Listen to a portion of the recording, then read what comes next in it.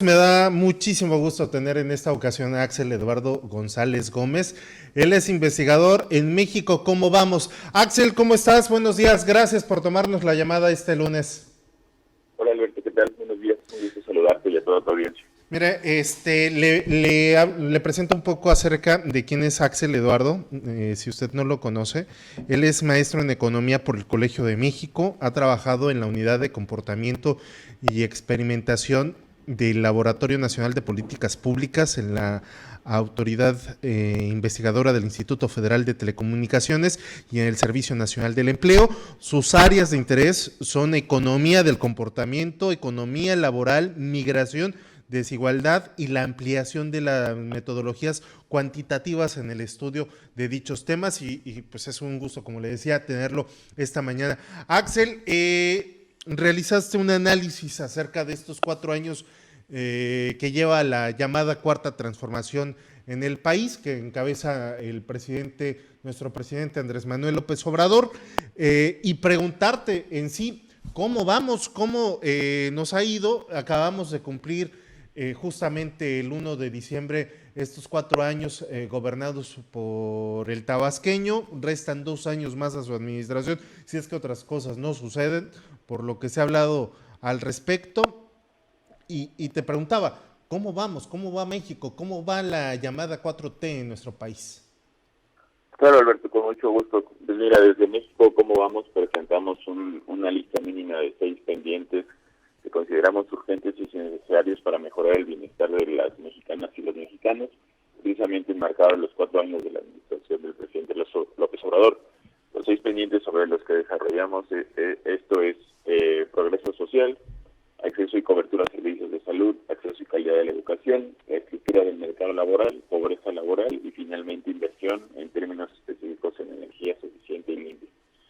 Digamos, por cuestiones de tiempo, pues no nos daría tiempo de platicar de estos 6 aspectos, pero me gustaría hablar en específico sobre el tema de pobreza laboral, porque consideramos que el gran reto ahora al cierre de este sexenio será precisamente proveer las condiciones en el mercado laboral y suministro de alimentos para contrarrestar el importante incremento que observamos en la pobreza laboral, en específico en el tercer trimestre de 2022.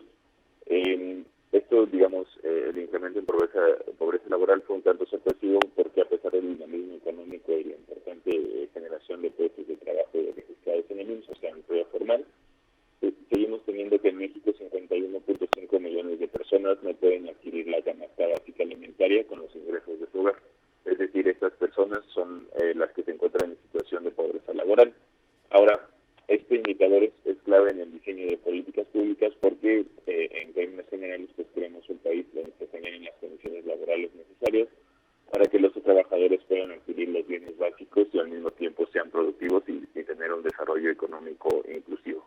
Ahora, ¿por qué este aumento en pobreza laboral? Pues bueno, el contexto internacional con la reapertura de economías, con los meses de confinamiento y en específico la guerra en Ucrania, pues han encarecido de forma más pronunciada los aumentos de los precios que de otros bienes y servicios.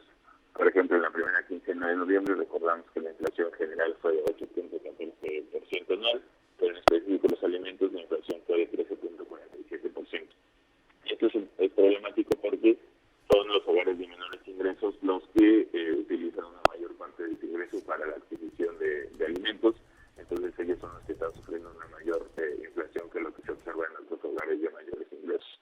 De ahí que digamos tan relevante y que sea uno de los retos principales para lo que resta del sexenio, precisamente por un lado contrarrestar los efectos de la alta inflación que estamos observando, en específico la alta inflación que observamos ahora en 2022, así como fortalecer el mercado laboral en el país para que los hogares de menores ingresos sean más resilientes precisamente a estos shocks como los que estamos viendo ahora en 2022, primero con el impacto de la pandemia y ahora con los altos elevados precios en específico en alimentos. Axel, desde tu punto de vista, y basado en este informe en cuanto a la pobreza laboral, ¿estamos peor o mejor que como estábamos antes con administraciones del pasado? Pues mira, antes de la pandemia se observaba una tendencia muy positiva en términos de pobreza laboral en cuál era la evolución de este indicador. Antes de la pandemia se logró reducir el porcentaje de la población en pobreza laboral hasta 36%. Después, con el impacto de la pandemia, tuvo impactos muy significativos en términos de empleo y en reducción de ingresos. Entonces, hubo una cantidad muy significativa de personas que perdieron su empleo. Entonces, por ejemplo, para el tercer trimestre de 2020, después del impacto de la pandemia, la pobreza laboral en el país era de 46%. Uh-huh. Después de ese gran impacto, comenzó nuevamente una tendencia decreciente en cuanto al nivel de pobreza laboral en el país hasta el segundo trimestre de 2022, cuando teníamos 38.3% de la población en esa situación. Sin embargo, esto seguía siendo superior a lo que se observaba antes de la pandemia, y ahora en el tercer trimestre de 2022 se observó un incremento muy significativo, pues ahora el porcentaje es de 40.1%. Si nos vamos, digamos, a más largo plazo, por ejemplo, en 2017 teníamos niveles entre 40 y 42% entre 2017 y 2018. Entonces, esa situación es un problema que, digamos, va mucho más allá de la administración actual. Es un tema en lo que tenemos una deuda histórica, sobre todo en ciertas regiones del país. Por ejemplo, en Guerrero, Oaxaca y Chiapas, los niveles de pobreza laboral son consistentemente más altos que los que se observan en otras regiones del país. Entonces, es un problema mucho más integral que va más allá, digamos, de un periodo, digamos, de 4 o 6 años de una administración, sino más bien es un tema que tenemos una deuda histórica como país.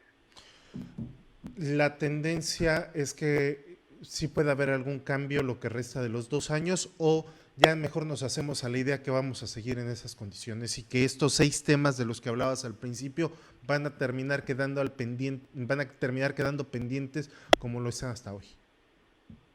Ahí, digamos, hay que ver, digamos, tratar de analizar cuáles son las distintas políticas que podrían tener en ese. No te estoy escuchando muy bien, Axel, no sé si puedes pegarte un poco más al teléfono. Bueno, Axel. ¿Ya me escuchas? Sí, ahí te escucho. ¿Me decías? Muchas gracias.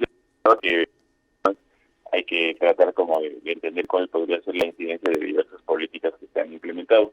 Por un lado, desde el lado de los ingresos, pues ha habido una política de recuperación en los salarios mínimos que puede tener una incidencia muy importante en el porcentaje de la población en esta situación, porque el ajuste, por ejemplo, al salario mínimo, pues es precisamente a las personas y a los hogares de menores ingresos.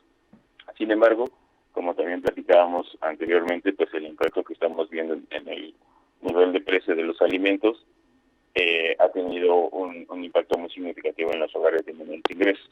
Entonces, por ejemplo, nosotros desde México, ¿cómo vamos?